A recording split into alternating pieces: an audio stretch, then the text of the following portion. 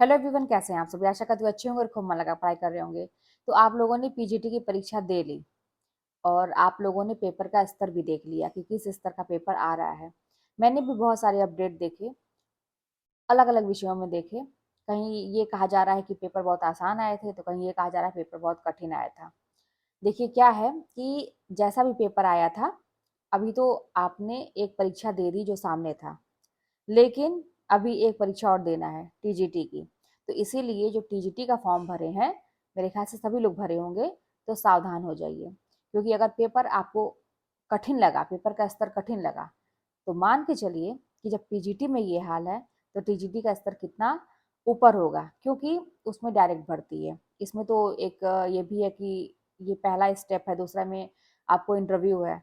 तो मान के चलिए कि उसके नज़र में एक और मौका मिलता है फ़िल्टर करने का। लेकिन टीजीटी में तो भाई मतलब एक ही है ऑप्शन कि आप परीक्षा देते हैं और जैसी मेरिट बनती है, वैसे ही उसी पे आपकी भर्ती हो जाती है, जैसा आप अपना करते हैं, प्रदर्शन करते हैं। तो इसलिए सावधान हो जाइए, लापरवाही बंद करिए और चीज़ों को हल्के में लेना बंद करिए।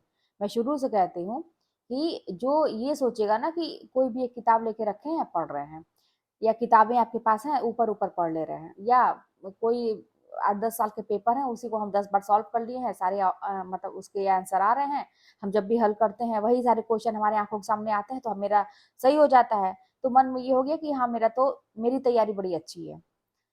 ऐसे काम नहीं चलेगा, आपको गहन अध्ययन करना पड़ेगा, अभी भी टाइम है, सतर्क हो जाइए। अगर अब की बार आपका ये चांस गया, तो मान के चलिए, आप लोग भी देखे होंगे बहुत सारी ऐसी अपडेट आई हैं कि अगली बार जो वैकेंसी आएगी, उसमें एज लिमिटेशन भी लगाने वाली है सरकार।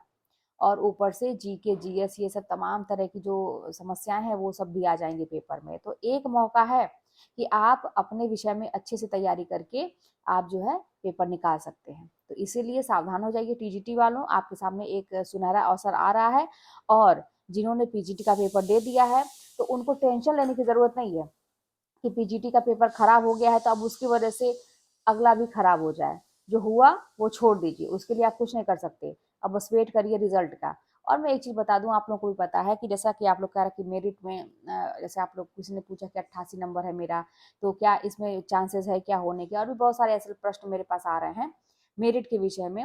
मैं एक चीज़ कहूँ कि अगर पेपर का स्तर बहुत कठिन है, तो सबके लिए मेरिट कम जाएगी, है ना। इतना तो आप लोगों को भी पता है कि अगर पेपर का स्तर कठिन है, तो सबके लिए कठिन था, आपके लिए थोड़ी कठिन था।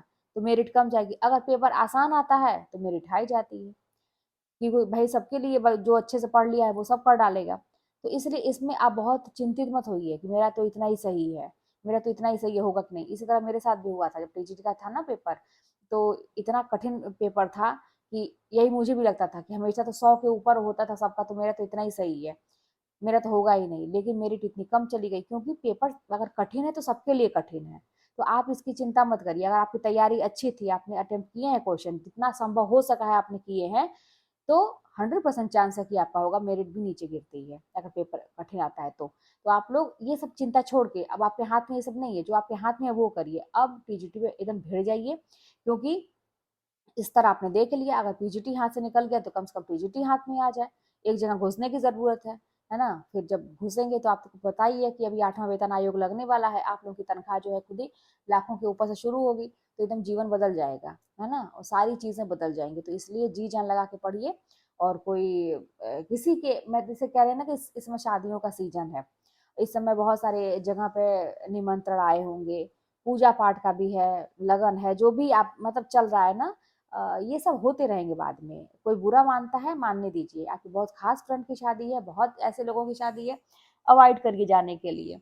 हाँ, घर में ही शादी है, ठीक है, वहाँ पर डिस्टर्ब होता है, लेकिन यही कोशिश करिए कि जितना ज़रूरी है उतना ही करके मुझे टाइम निकाल के पढ़ना है। एक जैसे आग लगी रहेगी अंदर, एक मन में बनाए रहेंगे ना कि मुझे रोज इतना करना है, भले सब कुछ देखते हो इतना तो करना ही है, तो वो भी हो जाएगा। और अपने घर की शादी है तो भाई थोड़ा सा डिस्टर्ब होगा, लेकिन आप किसी और के नाते रिश्तेदारों में या और कहीं बहुत खास कोई है आपका, तो वहां जाने के लिए आप 1 दिन 2 दिन ऐसे समय गंवा दे रहे हैं शादी में। जैसे मेरी एक जान पहचान की है, फॉर्म तो उसने भरा है टीजीटी का, लेकिन शादी है तो वो 2 दिन के लिए गई है। तो मुझे मन करता है कि मैं बोलूं कि जानने की ज़रूरत नहीं है। मैं रहती तो मैं क्या करती, मैं तो भाई कहीं हिलती भी नहीं, क्योंकि समय अब देख ही रहे हैं कैसा है कि जो सामने है वो उस पे कम से कम फ़ोकस नहीं करेंगे तो कैसे होगा, वो भी हाथ से निकल जाएगा।